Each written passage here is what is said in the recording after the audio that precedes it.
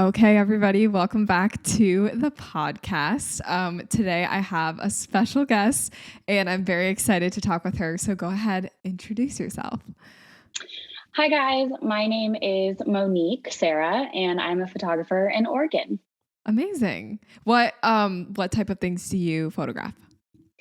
So up until recently, like this very month, I've been primarily a wedding photographer for the last 6 years. That's pretty much all I have focused on. And this is actually my last year as a wedding photographer. So moving forward, I'm going to focus more on family sessions, engagements, elopements, just different type of portrait sessions rather than big, large, traditional 10-hour wedding days. Okay. And that's really awesome that you've spent all this time doing weddings because I feel like you have a lot of knowledge that you can share with us, because Totally. you're a veteran when it comes to weddings. So amazing. Oh, yeah. And I love weddings. I don't ever want that to be a misconception that I'm leaving because I hate them or I'm not a fan of traditional weddings. I had a traditional wedding. I love them. But yeah, I'm just my life has evolved in that I've found new passions and desires. And so I'm just kind of chasing what inspires me right now, which isn't weddings. So yeah. And I think that's what's nice about owning a business too, is as you as a person, change and your interests change. So can your photography, nothing is really ever set in stone. You shoot what you want to shoot. It's your business. Absolutely. And you got to keep that fire burning, you do something for so long and you become this cookie cutter mold of what you thought you would aspire to be. And then it's the burnout. And I don't want that. I want to keep trying to be the best that I can. And in order to do that, I have to grow, I can't just stay stuck. So. Wow. Well, I'm proud of you. That's a really cool transition to make. So I guess maybe we can talk about that first. Talk to me about the transition from weddings to just sessions, kind of your reason why and how it's been approaching that and transitioning. Yeah. So I think in hindsight, it has been something that is needed to happen for a lot longer than I was willing to recognize. It wasn't until really COVID hit that I had this epiphany of what my life could look like as a mom. So I should have said this when I was introducing myself. I have 2 kids and family is the foundation of who I am. My sole purpose, I feel for being on this earth is to love and raise my children. And when COVID hit, I had this really unique position because I was home for the first time in a really long time during wedding season. I live in Oregon, so our wedding season is primarily end of May, beginning of June through October. And COVID, came around March. And so I really had that whole summer off to be with my kids. Yeah. And I just had this realization that this could be what my summers look like if I am willing to make that choice and move forward with a different approach to my photography and my business. And so that's when I really made the decision to stop doing weddings. Obviously COVID hit. And so everything got pushed back. And so the decision was made in 2020, but it won't be executed until 2022, just because of, life. Right. So what really, I think, aside from just wanting to be with my kids is, like I said earlier, I have such a desire now to capture people's lives, every phase of their life. So I'm trying to figure out how to say this the best way I can. When I was young and engaged and married, weddings were everything to me. I loved love. I loved that commitment. I loved the vows and the emotion and everything that goes into a wedding, which I still love. Yeah. Absolutely. I think weddings are incredible. And that is the most beautiful promise you could ever make. And at the time, if I did a family session, it was the worst thing in my mind that could ever happen. I remember hating family sessions. I had zero control over it. The kids just do whatever they want. And I didn't have any perspective into that lifestyle because I wasn't a mom. that to me, it just overwhelmed me. And I felt like I was disappointing my clients no matter what happened, because I had such lack of control over this shoot. Mhm. And with weddings, I mean, I make a schedule and a timeline, and it's very like, I work with vendors and it's very structured. And so even if things go, as they always do, off schedule or things fall behind, like Yeah. I was so confident in what I could offer. And so when I had my son, I remember getting family photos, and it was his first birthday, and I was like crying. In my mind, I was like, oh my God, that poor photographer, that was awful. Like my son was crying, like he didn't want to do the cake smash. And I was just like, I just felt so bad. And the photographer called me afterwards, and she was like, you're a photographer. You should know I wouldn't have left this session if I didn't feel like we got everything we needed to get. And when she delivered that gallery, I just like bawled. The photos were so meaningful to me, Mhm. like nothing I had ever experienced before. I was just so grateful for everything she did capture. And that's when I was like, okay, moms, dads, people that are at family sessions, they care so much more about like the actual moments than they do the aesthetics or, the location or the lighting or the everyone say cheese on the count of three smile. And Mhm. so now that I have two kids and I'm like in the depths of motherhood, I've just found such like a deeper passion for capturing this season of life for other people, the Yeah. chaos, the busyness, the loudness, the tantrums, like, Yeah. and like preserving that and presenting it in a way that's like really honest and beautiful, even if your kid is picking his nose or like, Right. they're throwing a fit. It's like, how Yeah. can I like capture this in a way that's beautiful and you're gonna like value it forever? So Oh, wow. that was such a tangent, but like I'm so No. passionate about my switch Yeah. that it feels good to like talk about it. Yeah, no, I really like that. And I think it's so cool that something like the pandemic, which is such a horrible thing, was able to produce such like a cool, like, I guess idea, or what is the word I'm trying to think of? Just like a change of mindset almost, where Absolutely. you're all of a sudden like, wait, I've been spending like my past like however many summers just busy with work that I've been like missing out on actually like being super involved. Right. And then you're able to be like, okay, well, how can I pivot my business to actually like, I don't know, be with my kids? That's so Absolutely. cool. Totally.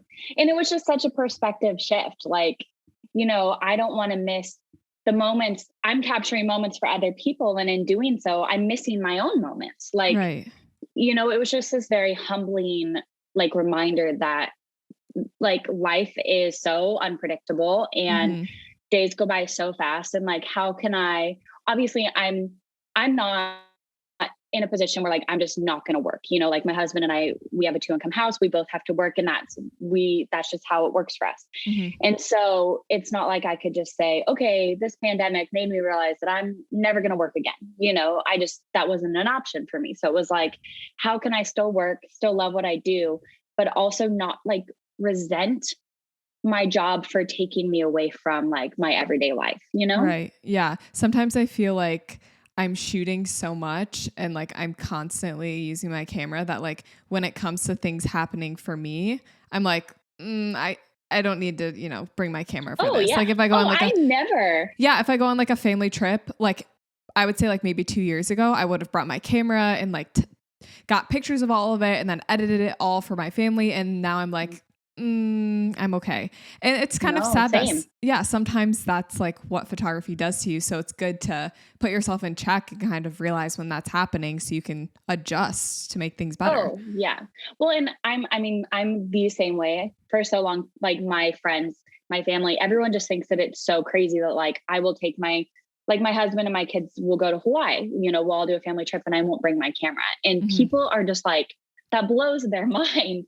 But like when that's my full-time job and I have a camera in my hands almost every single day, like I just want to be in the moment, Right. like I want to live these days with my kids. And Hmm. um I won't go on a long tangent, but I actually bought a film camera for Ooh. myself. And I have no idea what I'm doing. It took me an hour to load the film Oh my because I'm gosh. so stubborn that I wouldn't watch a tutorial. I'm like, this is my job. I should know how to do this.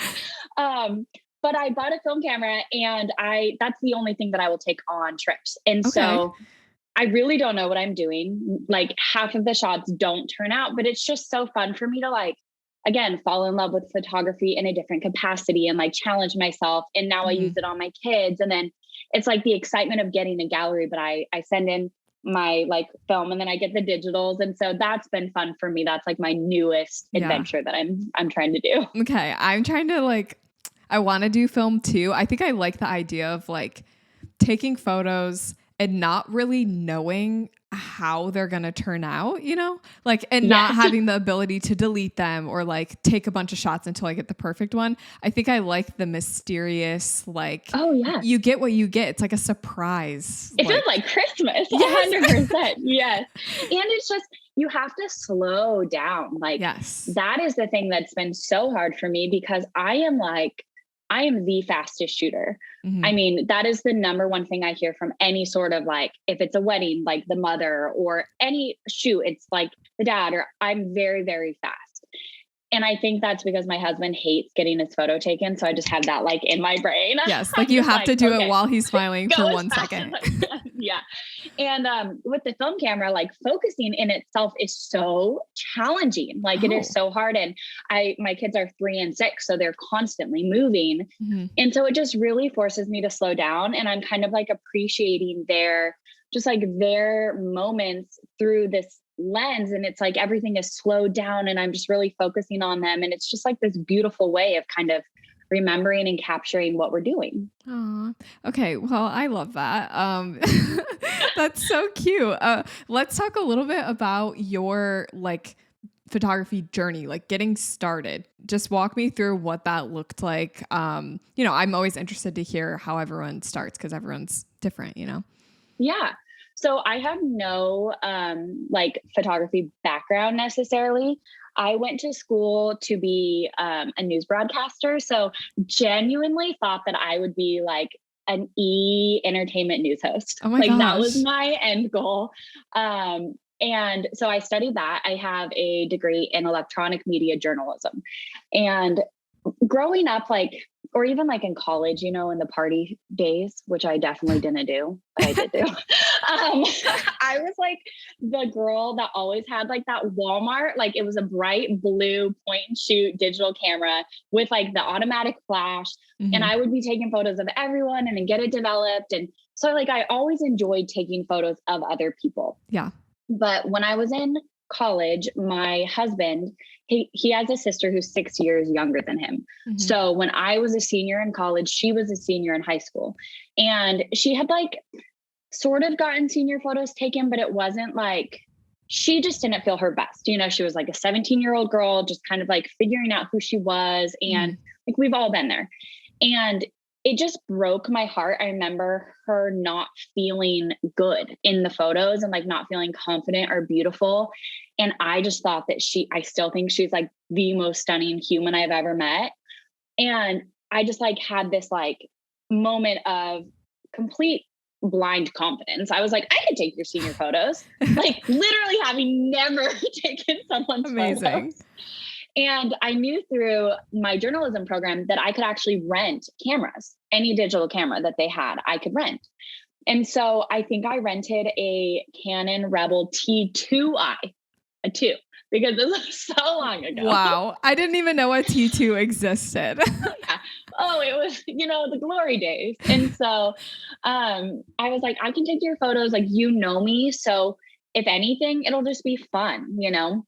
And so she like did her hair and makeup and we did like, downtown photos near railroad track, brick walls, like, all the things. I'm pretty Mhm. sure I turned one of the photos black and white, but only her eyes were in color. Like, Amazing. Like you know, just iconic.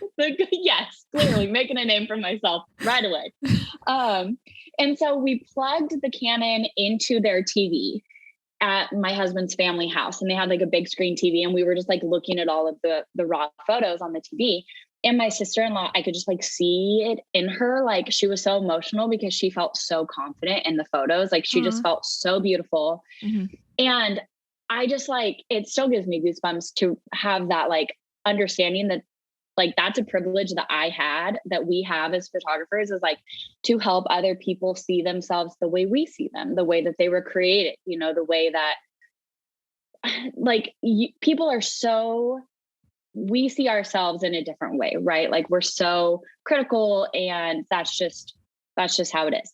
Yeah. And I wanted her in her like young adolescent self to see the beauty and who she is and who she was. And so when she loved the photos, it was literally in that moment right before graduation that I was like, I'm going to be a photographer. Like, this is what I want to do. I don't want a job that's about me. I no longer want to be the face in front of the camera at E! News. Like, I no longer want people to know me as Monique. Like, I want to tell other people's stories. Like, what a gift that is to like have a job that's, you're just so humbled, and that has nothing to do with you. And your sole purpose of like your career is making other people feel seen, heard, and beautiful. And so that's how it all started. Wow.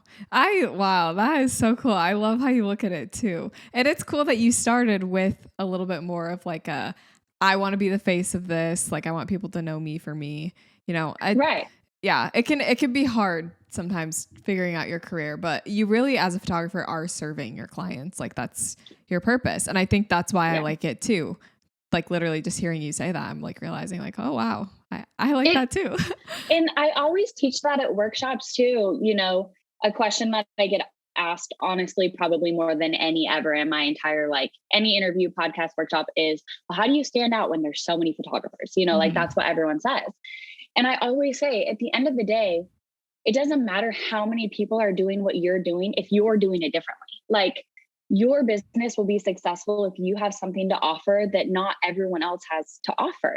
Like, everyone can do this because it's fun, or it's, easy, if, whatever. It's a quick way to make money. Like, however people look at it, I guarantee that those people are not the ones that are going to have these like lifelong successful careers as photographers, because they're not putting in the work and the energy and the time and the effort to really do this for all the right reasons, to serve other people, to like have it be a gift that you're like bestowing or blessing others with. And so that has always been my perspective, is like, this is not about me. How can I serve other people? And literally we're human. Like, it is a human trait to want to be loved and feel worthy and seen and valued and to feel beautiful. And if I'm like helping people to see that within themselves, like, it's kind of inevitable that I'm going to be successful, because that's what every human wants. And here I am just offering it to you, so yeah, that's kind of like my mindset with this whole entire industry, with this career, is just,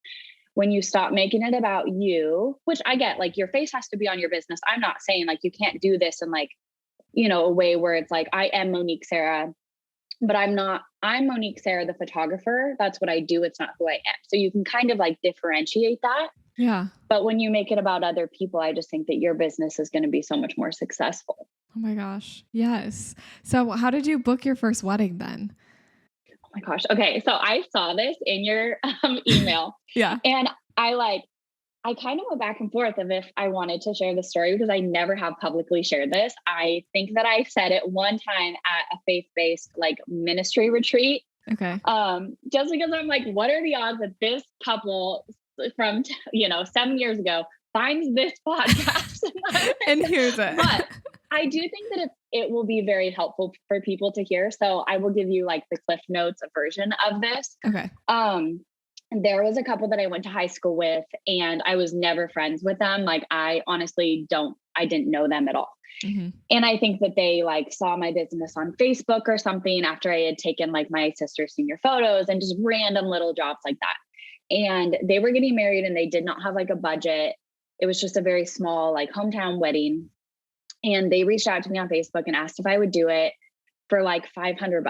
And I was like, sure, like, I've never done this before. This will be a great experience. And this was probably like the first or second year into my, maybe as me doing this as like a fun hobby, not even like me really being like, this is my career. So very beginning, I really didn't know what I was doing. I don't even think I brought a wide angle lens. Like, I probably shot the whole thing on an 85. Like, amazing. Yeah. And so I was like, okay, $500. Like, I'm a college student. This will be wonderful. And so I drove. It was like a 6-hour round trip drive. And I was there for like 8 hours by myself shooting this wedding. And I came home, and I just had no idea of like expectations or what timelines were. Like, I had never pursued wedding photography. And so I was like editing all these photos individually, opening them from my card onto Photoshop Elements, editing one photo, exporting it, and then doing the next. While I was in school full time, like it was honestly, I was like, I'm never going to be a wedding photographer. This is a nightmare. Yeah. And so they kept asking me for the photos like over and over and over again. So like, I remember I would stay up late and I was like crying. I was just like so overwhelmed. And so I want to say within like 10 days or something, I gave them the full gallery, and they had only paid me half at that point. And then they just never paid me the rest of the money. They were like, we had other people at our wedding shooting on iPhones right behind you, and we got the same photos. Like, and keep in mind, I didn't know what I was doing like logistically necessarily, but I was still posing them. I was still finding the light. I was still positioning them. I was still doing all of that.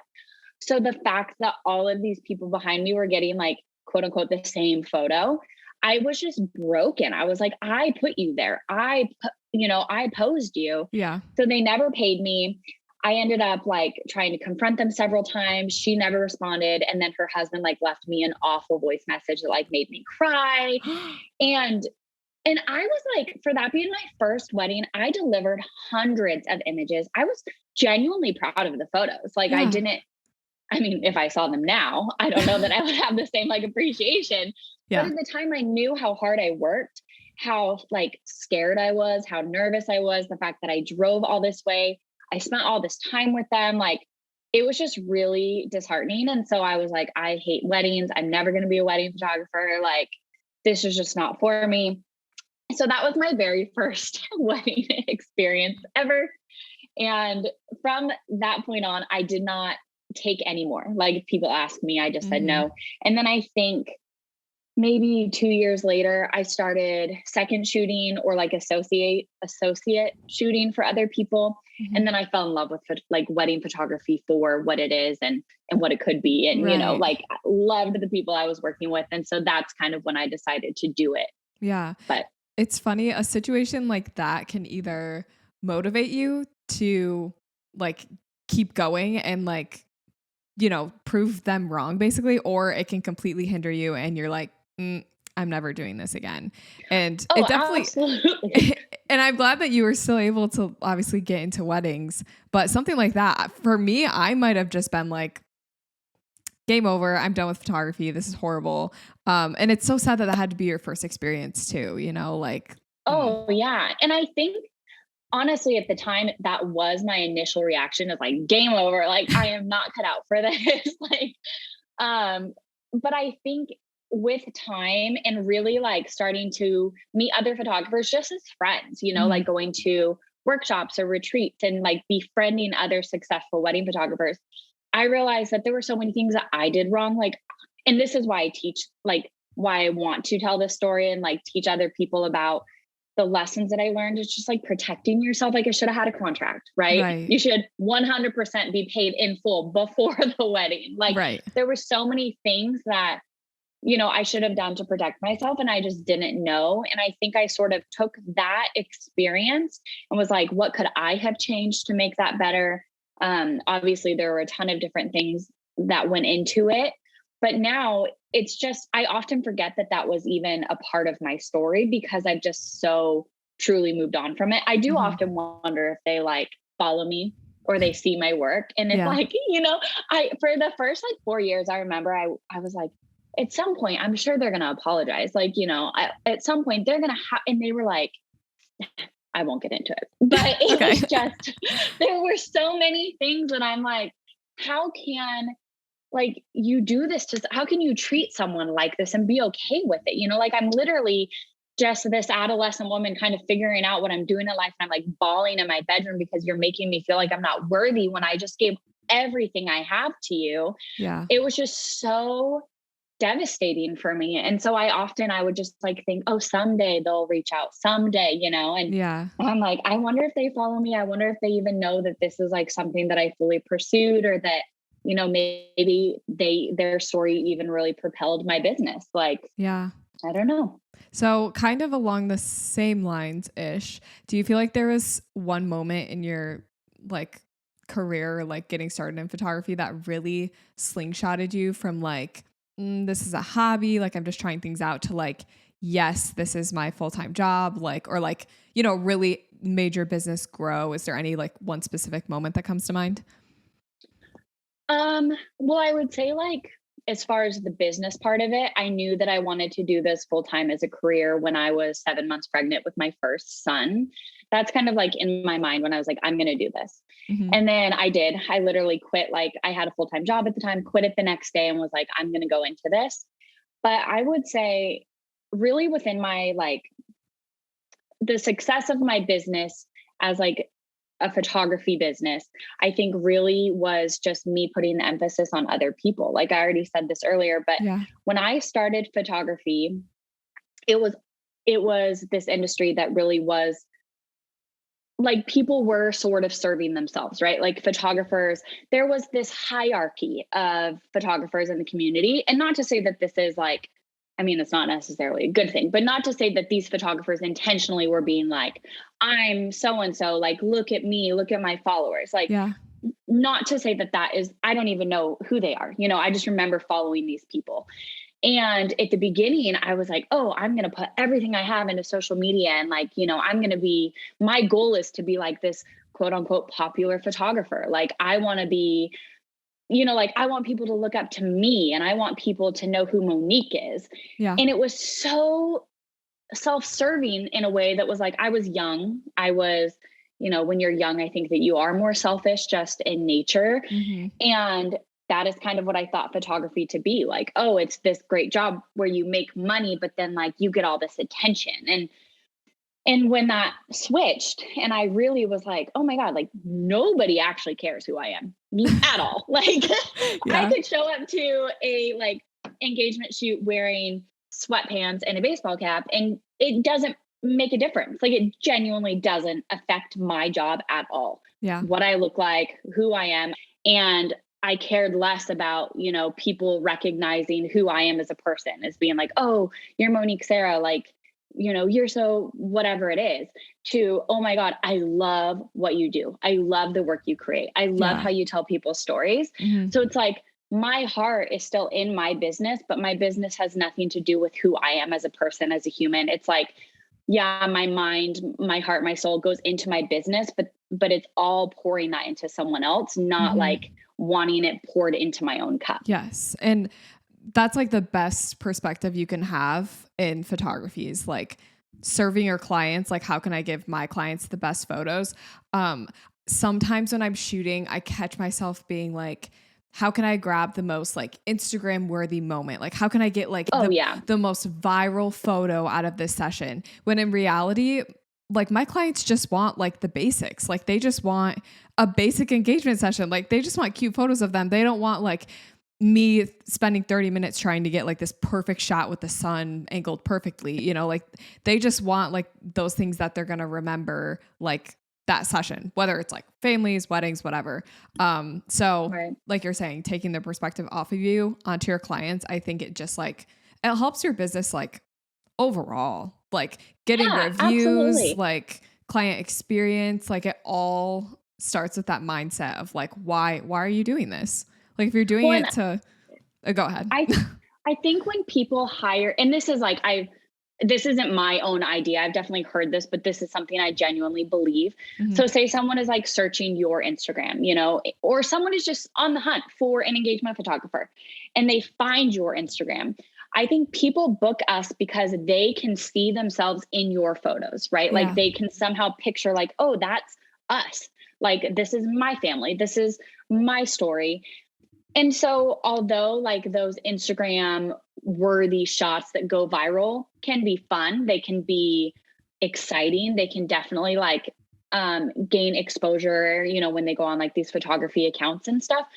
I would say like 90% of the time, our clients that are searching for us, like the people that are paying our bills, the people that are literally giving us a job, they're not going to these viral Instagram accounts to like find the most epic shot that this photographer took. Like they want to see themselves in your photo and that's all that they care about. Yeah, it's so true.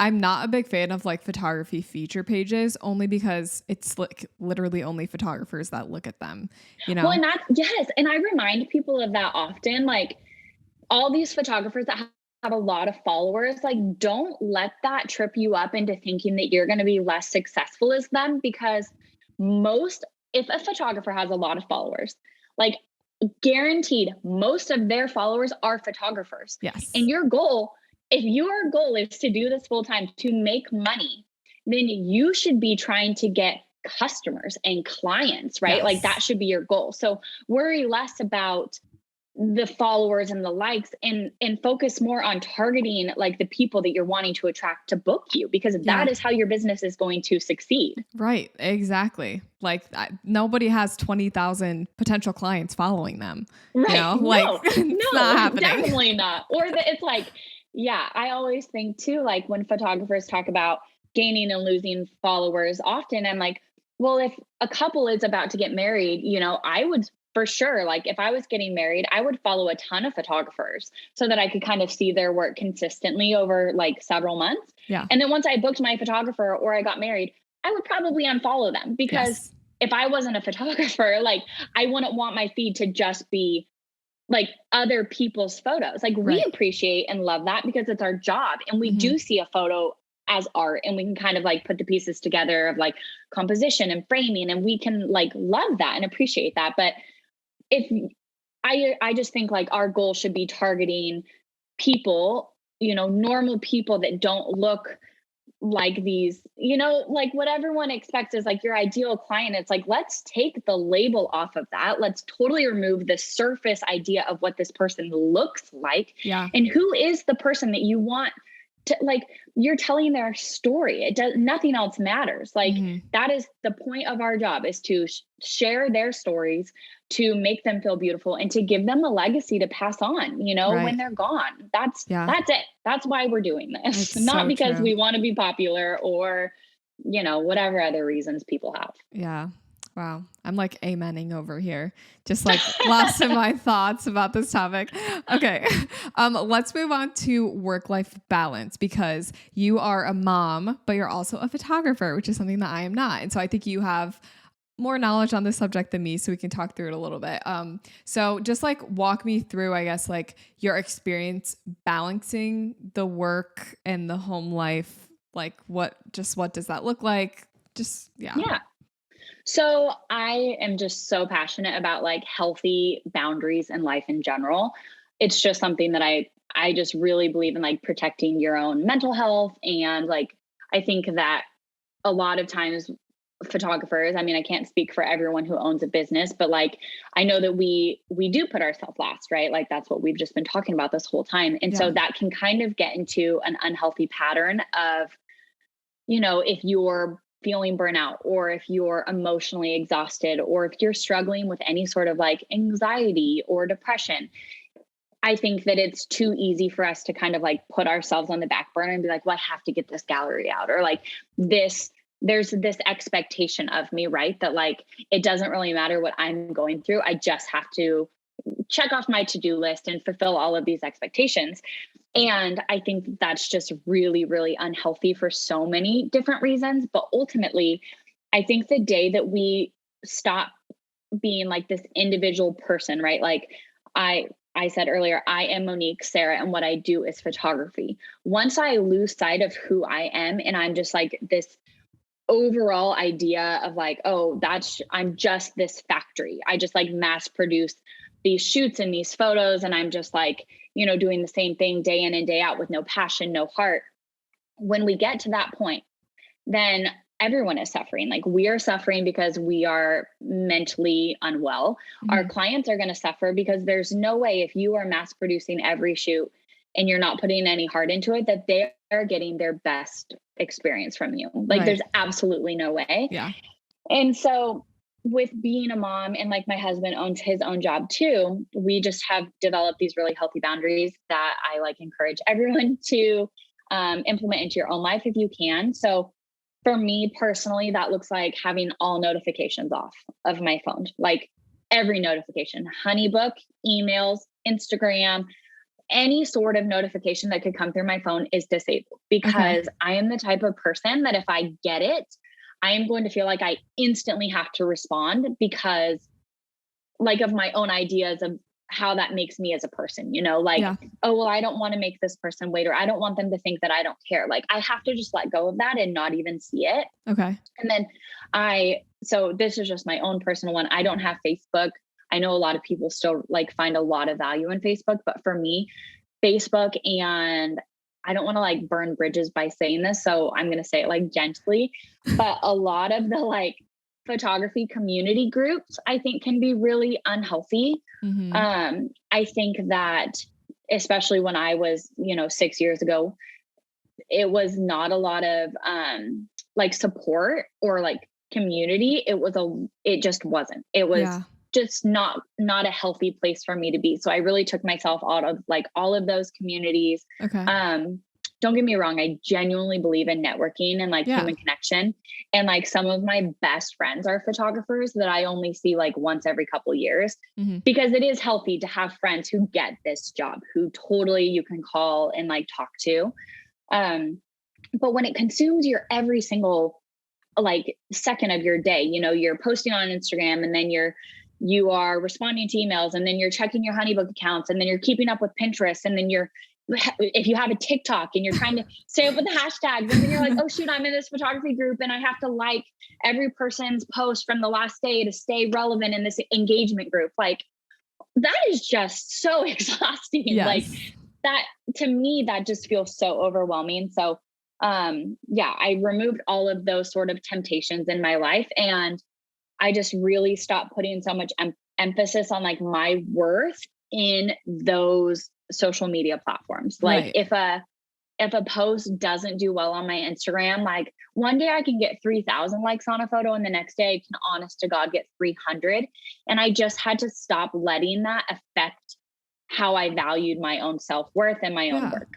Yeah. And so taking those off, I think, just kind of helps you remove those like ideas and those distractions. Yes. So when you're talking about notifications, the first thing that popped in my head was, does she not answer text messages from like people in your life? Like, do you not get notifications from texts too? Or is it just I do business? have text on. Yeah. Okay. So it's, well, and especially because I have kids, my son's school will like text us and Okay, stuff yeah. like that. So I definitely have text on, and I will also say this, I do give my phone number to my clients. So they know if they're trying to reach me like via Honeybook or email and I'm not responding within like 24 hours, they can shoot me a text, Okay. And another thing, I'm super honest about like my life on social media. Not to the point, like, I think that there's a very fine line between complaining and just being truthful. Like, Yes. we want people that aren't in our industry to kind of have perspective into what our days are looking like, or if someone's waiting on a gallery and they feel like, oh my gosh, it's been weeks, like, why haven't I got this? I think that there's something really like vulnerable about saying like, hey guys, just so you know, I'm like working away, I've spent this many hours. But I think that's different than being like, I'm so burnt out, like, I hate this time of year sucks. Like, I think that there's definitely a gentle way to do it. Mm-hmm. But I am honest, I am vulnerable. People know, 100% of the people that book me know that I'm a mom. Like, everyone who is hiring me kind of knows who I am as a person outside of a photographer. Yeah. And I think that that's why like so many people love to like bring me wine or candles, like as a thank you. Like, people know who I am. And I think that they appreciate me so much more for what I do, because they have like this honest look into my day-to-day life that kind of reminds them, oh yeah, like, she's not a factory. Like, this is one single human being who's raising Right. two tiny human beings and like Right. living her life, Yes. So yeah, boundaries with like notifications, with honesty, transparency, vulnerability. And then also I have like work hours that I just are for myself. So Yeah. when my kids are home, I don't edit unless they're like my husband's home or they're sleeping. So Okay. if like it's a day where my kids aren't in school and my husband's working, say Christmas break or something, I'm not editing. Okay. I'm with my kids. Mm-hmm. So if I'm super, super behind on work, I will wake up early at like 4:30 and edit from 4:30 till 8:30. Wow. And then God my husband will go to bless. work. just drink my coffee, and I'm like way more a morning person than a night owl. Like I Okay. can't edit at night. So like, Okay. that's just what works for me is finding those pockets of like, okay, I can edit in the morning, I can edit during nap time, and I can edit when my husband gets home. Yeah. And if that's 3 hours in the morning, 2 hours at nap time, and 3 hours at night, then I'm still getting 8 hours in a Yeah. day. But I'm not missing any time with my kids. So that's just been really important for me is like sticking to work hours when I'm working from home, in my pajamas or Yes. whatever. I think it's just like another healthy boundary. It's like, oh, Yes. my kids are both home, or I don't want their memory of me growing up to be like, wow, mom always was working, or like mom was always in her office. Like, I don't want that to be what they remember. Right. Yeah. I recently, I think it's been just this past year, I started doing work hours. Like I'm working, I think for me, it's not as like strict as I would like it to be, but it's usually like 9 to 4, Uh-huh. or like 9 to 3 or something like that.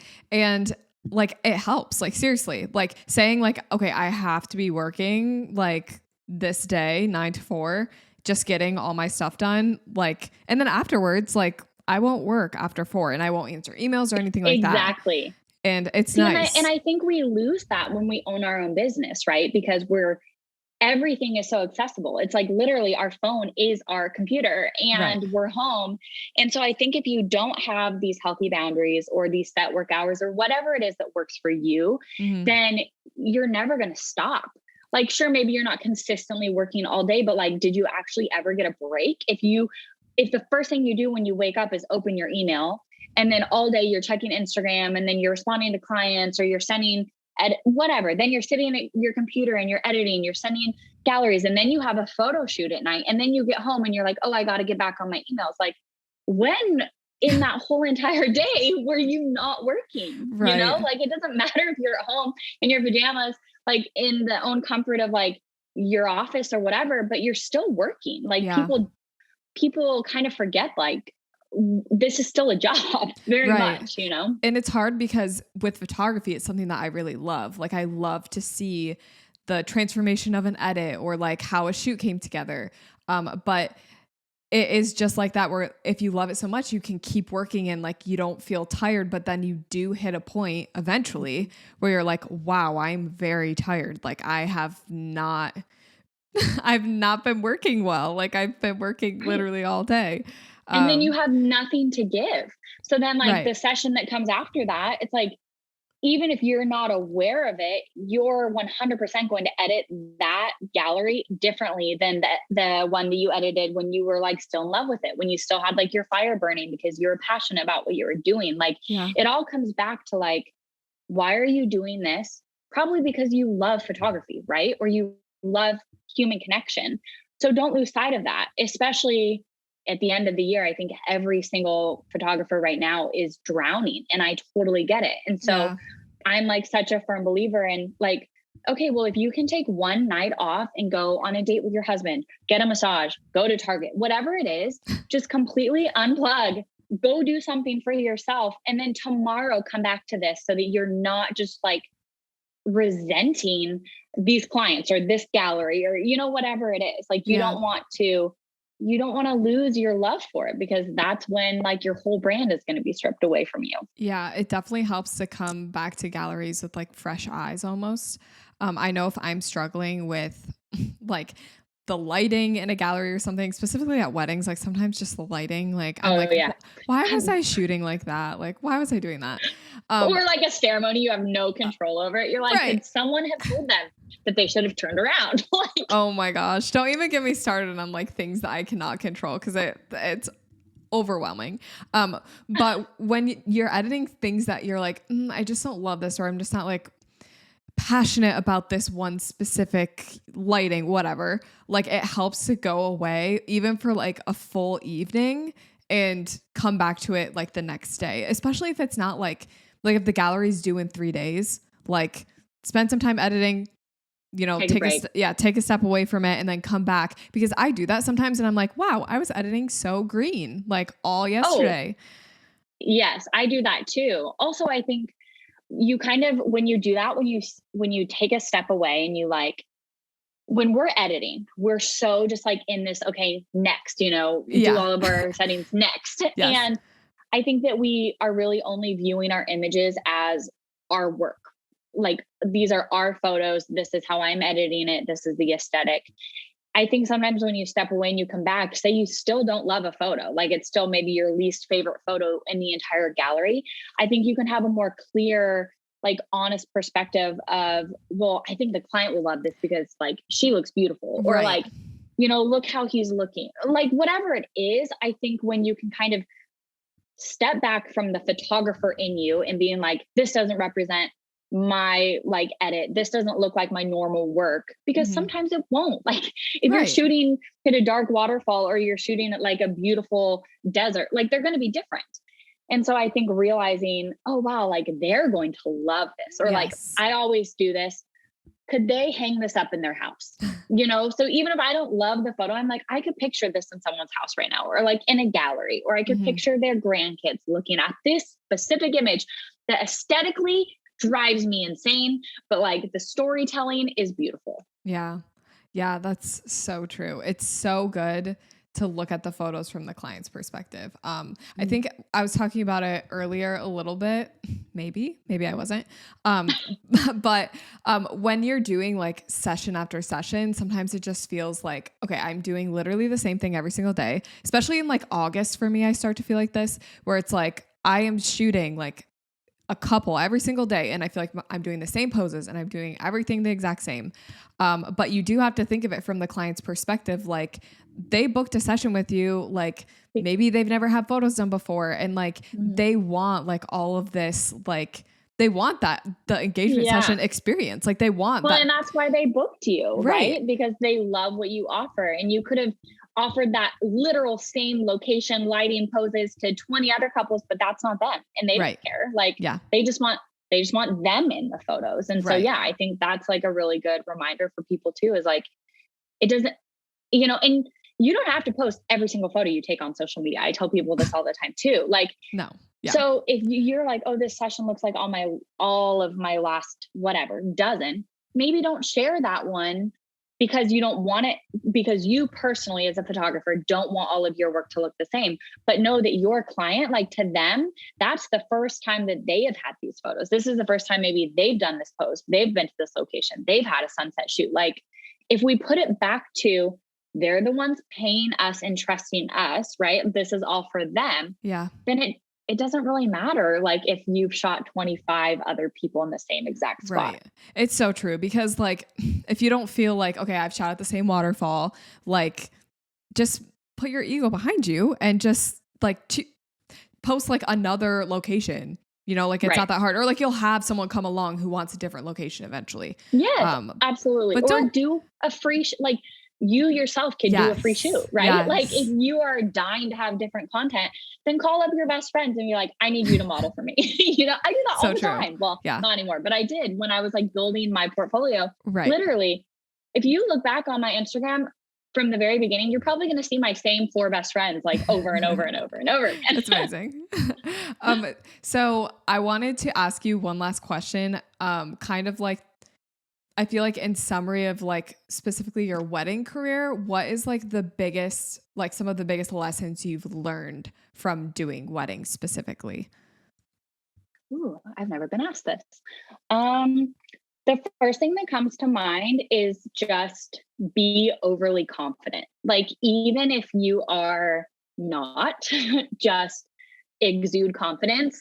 I think my first like 2 years of my wedding photography career, I vividly remember situations where I would like panic because the lighting wasn't good and like vocalize that, say that they wanted say that the bride has a specific vision of her walking down these stairs and you're like looking, you're like, oh my God, this is direct light. It's 2 p.m. You're in a white dress. Like, hell no. So you like are visualizing that, but that's what she wants, right? That's all. She's like, I have this idea.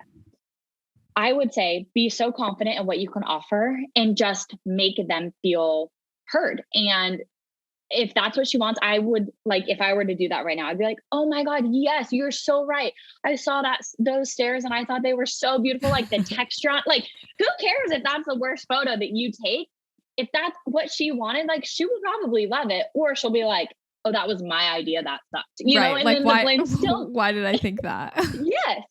So I would say like with any situation like that, just if you have the option to change it, say like a wedding coordinator says, oh, we usually do like the family photos over here, and you're looking and you're like, okay, well, I could see like we can do that if that's what my couple wants, but I actually was here scouting and there's a really great spot over here that has great backlight and it's shaded. Like definitely speak up when it's possible.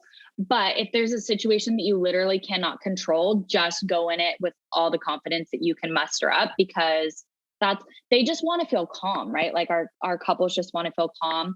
And in that same, like with the same sense of having confidence, if something goes wrong, or if like things are behind, because they always are, I am always the first person literally in any situation to be like, oh, it's totally fine. I shoot so fast. Like we have an hour to do this. I could honest to God do this in 10 minutes if I needed to. Like, even if in my mind, I'm like, oh my God, we're going to lose the light. Like, Yeah. I know when to like hurry things along, but I know how to do it in a way that's not going to stress them out. So I would just say, be super, super confident. Even if you're faking it, even if you don't feel confident, they're not going to know. You know, people are just going to remember the experience you gave them, how you made them feel. And if you want to keep booking weddings, yeah, a large part is like, how are you a good photographer? Do you take good photos? Do people like your edits?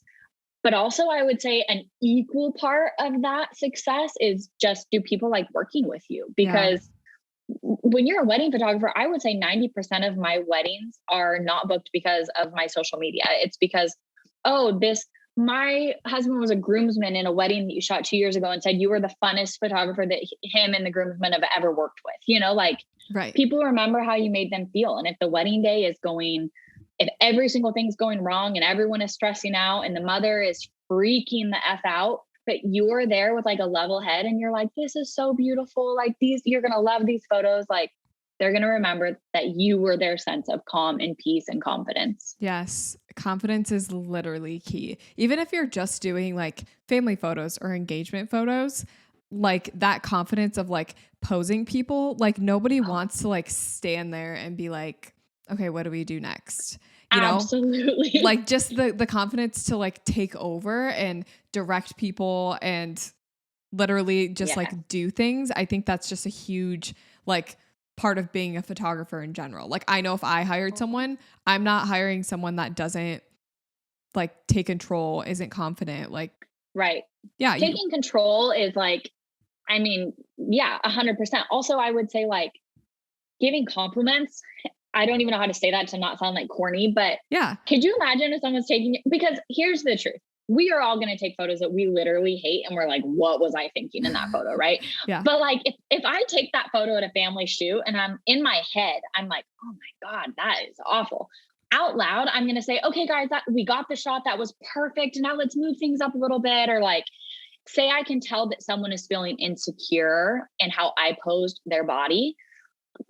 I'm always going to be feeding them like compliments about, oh, this is such a great angle for you. This is so flattering. Oh my gosh, the way the backlight is coming behind you really brings out your eyes. Like people are going to take better photos if they feel like they're looking good in the photos. So like just encourage them, you know, just keep telling them that they are the most beautiful in the entire world. Yes. You really have to hype people up.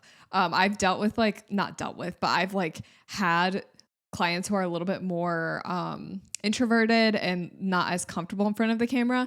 And I think hyping them up, like not in an uncomfortable way, because I've been uncomfortably hyped up before and I've been like, I don't like this. But if you hype them up and like know how much to hype them up and just kind of like use your visual and verbal like cues to know like when's a good time to hype and when's a good time to chill. It really does impact how your clients pose and like how even like natural their smile is, which is like such a small thing. But sometimes guys have like this, like they have a picture smile and then they have their real smile. So it does help with getting that real smile out, you know? Yeah. And if you don't want it to be all physical, you know, like if you can tell that someone is physically insecure, but you don't even want to draw out their body image at all. Right. Because like that can be important too. I will always like comment on how they are interacting. So if I'm like photographing a family, I'll be like, oh my God, like you can just see how happy your kids are. Or like if I'm photographing an engagement couple, oh my God, the way you guys look at each other, like I can physically feel like your love, just like making them feel like their story, their relationship is unique, is beautiful, is special and worth documenting.